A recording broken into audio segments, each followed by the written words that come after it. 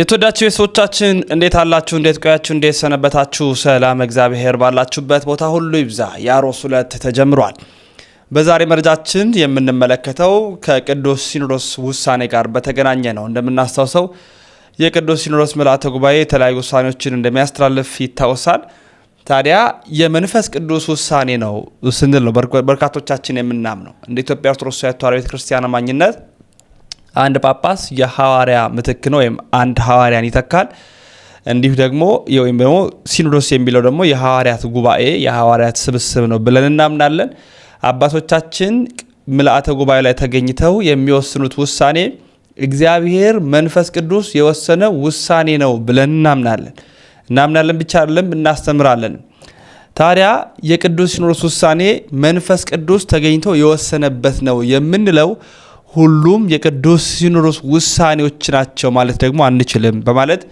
መጋቢ ሐዲስ እሸቱ አለማየሁ ያስተላለፉትን መልእክት ነው የማስደምጣችሁ አያይዘንም ከብፁዓን አበው ሊቃነ ጳጳሳት ጋር በተገናኘ የተለያዩ ውሳኔዎችም ሲሰጡ ነበር እሱንም አስደምጣችኋለሁ ሲኖዶስ በራሱ ምንድነው የሚሉትንም የማመላክታችሁ ነው የሚሆነው እውነት የቅዱስ ሲኖዶስ ውሳኔ መንፈስ ቅዱስ የወሰነው ብቻ ነው ተካተለን እንመለስ አንዳንድ ጊዜው ሲኖዶስን መንፈስ ቅዱስ ይመራዋል ይላሉ እንላለን ላይመራውም ይችላል ስለምን ጉዳይ ሲወይ ነው መንፈስ ቅዱስ የሚመራው ስለበጀት ሲወይ መንፈስ ሊመራው አይችልም እንዴ ክርስቶስ እኮ በመካከላችሁ እገኛለሁ ብሎ እኮ መለኪያውን አስቀምጧል ሁለቱም ሶስትም ሆናችሁ ብትሰበሰቡ በመካከላችሁ እገኛለሁ አይደለም ያለው በስሜ ነው ያለው ስለ ሲኖዶስ መንፈስ ቅዱስ የሚመራው ስለ በጀት ስለ መኪና ጎማ ስለ ሱቅ ግንባታ የሚወያይ ከሆነ እኔ በዛ ጉዳይ ሙያ ያላቸው ባለሙያዎች ከየቦታው ጠርቶ ማምጣት አለበት እንጂ ይሄን ጉዳይ መንፈስ ቅዱስ ሲቆጣጠረው ጊዜን ማባከን ጅልነት ይባላል ችግሩ ምንድነኛ ጳጳሳት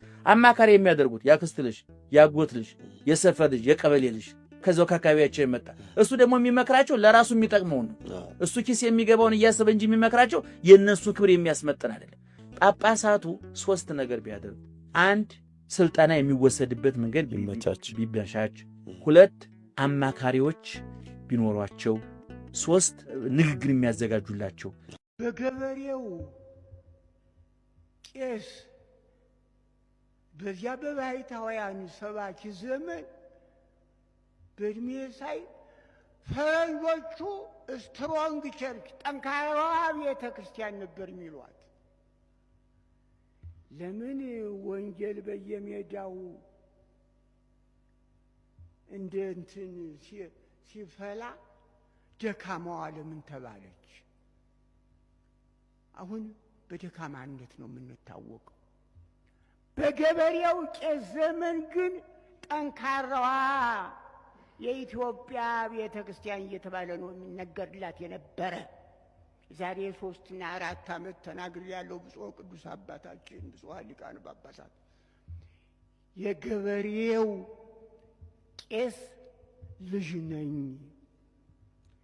በዚያ በገበሬው ቄስ ዘመን የነበራት ክብር ይቀበለው ያሳርገው ለዓለሙ ሁሉ ደሞ ዓለሙን ሁሉ ያውቅ ነበር ያ ገበሬው ቄስ ለዓለሙ ሁሉ ምሕረቱን የላከልን ብሎ ያሳረገ ጠንካራ ቤተ ክርስቲያን ይዞ ይኖር ነበር ዓለምም የሚያውቀን በዚህ ነው ይገርማል አሁን ዓለም በየትኛው ነው የሚያውቀን ስለዚህ እቺ ከሐዋርያ ሲያዝ የመጣችው ቤተ ክርስቲያናችን በትክክል ደግሞ የሐዋርያት ቤተ ክርስቲያን ናት የኢትዮጵያ ቤተ ክርስቲያን በስራዋ ሁሉ በሌላውም ዓለም የለም አጋቢ እየተባለ በየእሁድ የሚቆረሰው መክፈልት በየትኛውም ዓለም የለም በእኛ ግን ያን ጊዜ ሐዋርያ ሲቆርሱት የነበረ ነው እኮ በዚህ ቤተ ክርስቲያን አሁን ያለው ያንን በሐዋርያት አስቀምጠውታል አጋቢ በሚል እንዴት መልካችን ለምንድን ነው የምንለውጠው ነቢያት ኢትዮጵያዊ መልኩን ነብር ዝንጉርጉርነቱን ሊቀይር አይችልም እያሉ ይጮሁልናል እኛ እንዴት ነው ምን አይነት መልክ ነው እንዴት ያለ ባህሪ ነው በመመካከር በመዋቅር በስርዓት የሚወጣ ነገር ሁሉ ስርዓት አለ። የእኛ ቤተ ክርስቲያን ትልቁን ታሪክ ተሸክመነዋል። ግን አንድ ፈረንጅ ምን አለ? ኮንፊውዝድ ቸርች፣ ግራ የገባት ቤተ ክርስቲያን ታሪኩን ተሸክማለች። ነገር ግን እንዴት ነው ነገር የምታደርገው? ስራውን ሁሉ ገብቶ ሳይ እንቁ የሆነውን ታሪክ ተሸክማለች። ቢጨንቃቸው የእኛን ታሪክ እየደነቃቸው እየከበዳቸው ይህ ሕዝብ እንዴት ይህን የመሰለ ታሪክ ሊኖረው ይችላል? ወሪዴ ብሔረ ሮሜ ለቤተ ክርስቲያን ርኢክዋ አፍቀርክዋ አንከርክዋ ለቤተ ክርስቲያን። ይህንን እንዴት አፍሪካዊ ሊናገረው ይችላል? እኛ የሮም መሆን አለበት ብለው አወጡ ታሪካቸው። እንዴ ይህንን የመሰለ የቤተ ክርስቲያን ሊቅ፣ ይህንን የመሰለ ተናጋሪ ይሄ አውሮፓ መሆን አለበት ብለው ተነሱ። ትዝ ይለኛል። መቼም ዕድሜ የማያሳየው የለም። አይ ኢትዮጵያዊ ነው የሚል ክርክር ያነሳው መንግስት ነው። ይገርማል። እዚያን ጊዜ ደስ ይላል። እና ክብር ያላትን ቤተ ክርስቲያን ለምን ዝቅ እናረጋታለን? በእናንተ ዘንድ የሚሰማው ነገር ምንድን ነው አለ። መጥፎ ወሬ ሊሰማብን አይገባም። የአንድነት፣ የሰላም፣ የፍቅር እንጂ አንድ እንዲያው የሚያስነውር የቤተ ክርስቲያናችንን መልክና ጠባይ ያ ገበሬ ቄስ ይዟት የነብስ በሬዎቹን ፈቶ የሚያጠምቅ ቄስ ነው። በዘመኑ መልኳና ታሪኳ የተጠበቀ ነበረ። ለምንስ በእኛ ዘመን ሰለጠን ብለን ይሆን? በስልጣኔ በፍልስፍና ፖለቲዝሞስ አክሪስቶስ በጣም ይሄ በጣም ስልጣኔ ጎጅም ነው ጠቃሚም ነው። ከጥቅሙ ይልቅ ጉዳቱ ያመዝናል።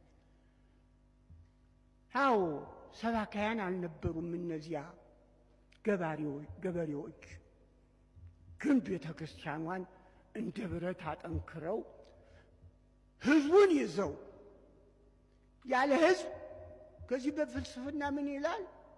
ያን ዜኒባርች አንትሮፖስ ዜኒባርች ፊዎስ ይላል። ምን ማለት ነው ሲተረጎም?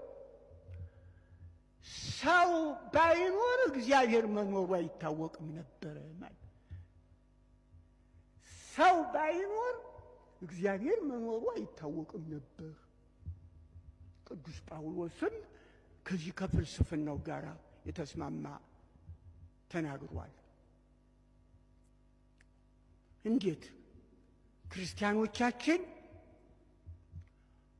የነሱ አይን ሆነ የሲኖዶስ ለክርስቲያኖቻችን አይን ሆኖ ሰብሳቢ መሆን አለበት እንጂ በታይ መሆን የለበትም።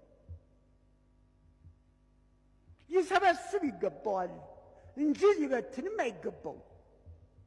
እነዚያ ገበሬዎቹ የሰበሰቡትን ክርስቲያን እኛ ስንበትነው አያስቅም? አያስገርምም? ስለዚህ ሸክማችን አንዳንድ ጊዜ ከብዶናል።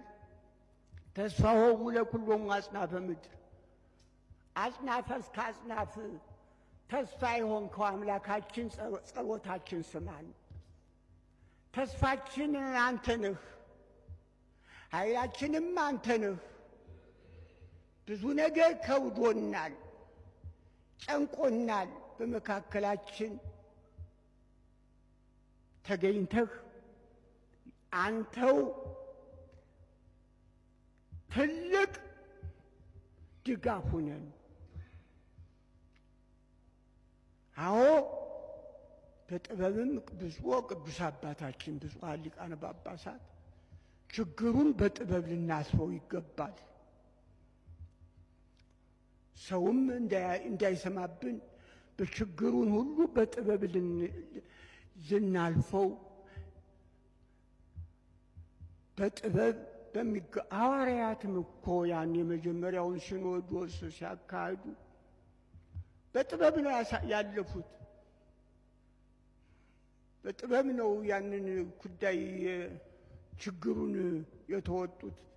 ስለዚህ ቅዱስ አባታችን ብፁዓን ሊቃነ ጳጳሳት የቅዱስነቶ ቡራኬ አይለየንና ይህንን ችግር ዘመን ችግሩን በጥበብና በብልሃት እንድንወጣ የልዑል እግዚአብሔር ፈቃዱ ይሁንልን። አምላካችን ይርዳን። አሜን።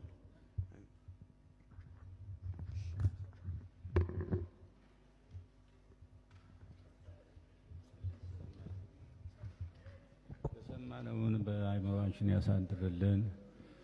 ጉባኤያችንን ይባርክልን፣ ይቀድስልን። በሰላም አስጀምሮ ያስፈጽመን። ለሀገራችን ሰላምን፣ ለሕዝባችን ፍቅርና አንድነትን ይስጥልን። ሰላማዊ ሌሊት ያሳድረን። አቡነ ዘበሰማያት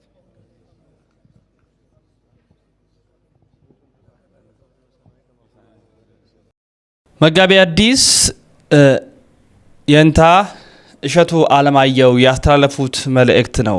የቅዱስ ሲኖዶስ ምልዓተ ጉባኤ ውሳኔ ላይ ስለ በጀት፣ ስለሚገነባው ሱቅ፣ ስለሆነ ግንብ ሲኖዶሱ ተሰባስበው ቢወስን እሱን መንፈስ ቅዱስ ወስኗል ማለት አንችልም ብለዋል። ስለዚህ ቅዱስ ሲኖዶስ የሚወስነው ውሳኔ መንፈስ ቅዱስ ተገኝቶበታል የምንለው በስሙ ሲሰባሰቡ ስለ ምእመናን መበደል፣ ስለ ምእመናን፣ ስለ ጭንቀት፣ ስለ ቤተ ክርስቲያን ስለሚደርስባት ግፍ እንዲሁ ደግሞ ስለ ምእመናን አንድነትና ህብረት፣ ስለ ቤተ ክርስቲያን መጻኢ ዕድሎች የተለያዩ ውሳኔዎችን ሲወስኑ ያኔ ህዝበ ክርስቲያኑን የሚያማከለ ስለሚሆን ስለ ሀገርም ስለ ቤተ ክርስቲያንም ሲሰባሰቡ ያኔ መንፈስ ቅዱስ ተገኝታል እንላለን። አለያ ግን ስለሆነ ሆነ ልማት ብቻ ከሆነ ሲኖዶሱ መንፈስ ቅዱስ ተገኝቷል ልንል አንችልም ብለዋል። ስለዚህ እሳቸው ሶስት ነገሮችን ሊያደርጉ ይገባል። አማካሪ ሊመደብላቸው፣ የሚናገሩት ንግግሮች ጽሑፍ የሚያዘጋጅላቸውና ስልጠናዎችን ቢወስዱ ብለው የእንታ እሸቱ አለማየሁ መግለጫ ሀሳብ ሰጥቷል ማለት ነው። የተወዳችሁ ሰዎቻችን እናንተስ በዚህ ጉዳይ ላይ ምን ትላላችሁ? የቅዱስ ሲኖዶስ ውሳኔዎች ሲወሰኑ ሁሉንም መንፈስ ቅዱስ ተገኝቶ ወስኗል ማለት እንችላለን?